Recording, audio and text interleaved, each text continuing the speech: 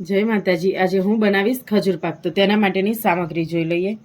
તો મેં મોળો માવો લીધો છે, ઘી, ટોપરાનું છીણ, ખજૂર, ખસખસ અને કાજુ બદામ।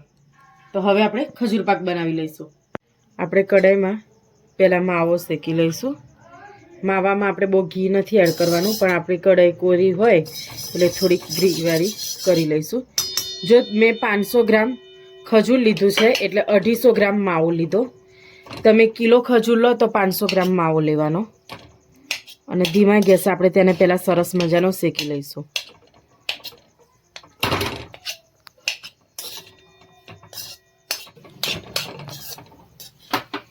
તો આપણે આવી રીતે માવામાંથી સરસ જો ઘી પણ છૂટું પડવા માંડ્યું છે, પણ હજી આપણે થોડુંક શેકીશું। અને મારે તાજો માવો હતો એટલે મેં તેને ખમણ્યો નથી, પણ જો તમે ફ્રીજમાં રાખેલો કે કઠણ માવો હોય તો તેને છીણી વડે ખમણી લેવાનો, એટલે માવો શેકવામાં ઇઝીલી થાય। આપણા માવામાંથી કેટલું સરસ ઘી બહાર નીકળે છે, એટલે એકદમ તાજો અને સરસ માવો છે। અને તમે ખજૂર પાક માવા વગરનો પણ કરી શકો। જેને માવો ના ખાતા હોય એને ડાયરેક્ટ ઘી શેકી અને ડ્રાયફ્રૂટ એડ કરી અને ખજૂર પાક બનાવી શકો।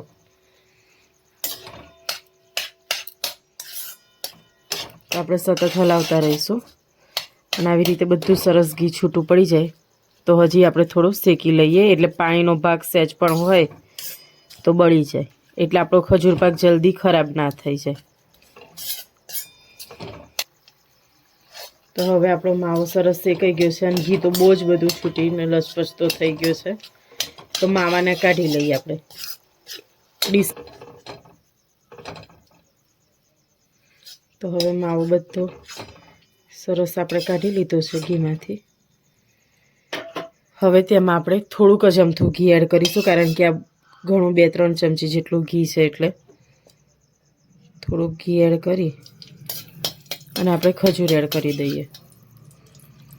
ખજૂરને ઠળિયા એકદમ સરસ પોચી ખજૂર પાકની ખજૂર આવે એ જ લીધી છે। તો તમે જે ઇઝીલી આપણે મળી જાય છે બજારમાં ખજૂર પાકની પોચી ખજૂર એ જ લીધી છે। એમાંથી ઠળિયા કાઢી અને સુધારી લીધી છે। તો એને પણ ધીમા ગેસે આપણે એકદમ સરસ એકરસ થાય ત્યાં સુધી શેકી લઈશું। તો હવે આપણો ખજૂર પણ સરસ શેકાઈ ગયો છે એકદમ, અને છૂટો પડી ગયો છે।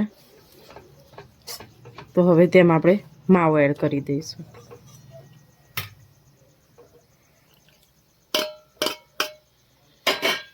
અને આપણે ખાંડ એડ નથી કરતા, ગેસ બંધ કરી દઈશું। માવો, ખસખસ, કાજુ બદામ અને ટોપરાનું છીણ બધી જ વસ્તુને સરસ મિક્સ કરી લઈએ। જો તમારે માવા વગરનો કરવો હોય તો ખજૂર શેકાઈ જાય પછી તમે આવી જ રીતે ડ્રાયફ્રૂટ બધા એડ કરી શકો। અને જો ગુંદર ભાવતો હોય જેના ખજૂર પાકમાં, એ ગુંદર પણ તળીને એડ કરી શકે છે। તો આવી જ રીતે બધી જ વસ્તુને સરસ મિક્સ કરી લઈએ। તો હવે બધી જ વસ્તુ સરસ મિક્સ થઈ ગઈ છે। આપણે તેની લાડુળી વાળી લઈશું। તમારે એને જો ઠારવી હોય તો થાળીને ઘીથી ગ્રીસ કરી અને પછી ઠારી શકો છો। મારા બાબાને તેની નાની નાની લાડુળી વધારે ભાવે છે, એટલે આપણે લાડુળી બનાવી લઈએ। હથેળીમાં ઘી લઈ અને હથેળી ઘીવાળી સહેજ કરી લઈશું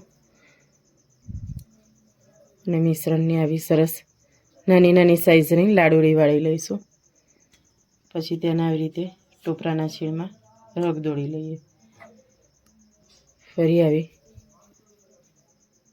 નાની નાની તમે તેના બટકા પણ સરસ પાડી શકો। અને આમાં આપણે ખાંડનો ઉપયોગ નથી કરતા, કારણ કે આપણે ખજૂર જ એટલો સરસ ગળ્યો હોય છે એટલે।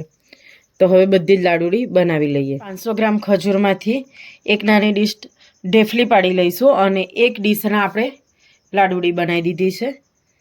તો તમને અમારી રેસીપી કેવી લાગી તે જરૂરથી કોમેન્ટમાં કહેજો। અમારી ચેનલને લાઈક કરો, શેર કરો અને સબસ્ક્રાઈબ કરો। જય માતાજી। અવનવી રેસીપી શીખવા માટે અમને કોમેન્ટ કરતા રહેજો।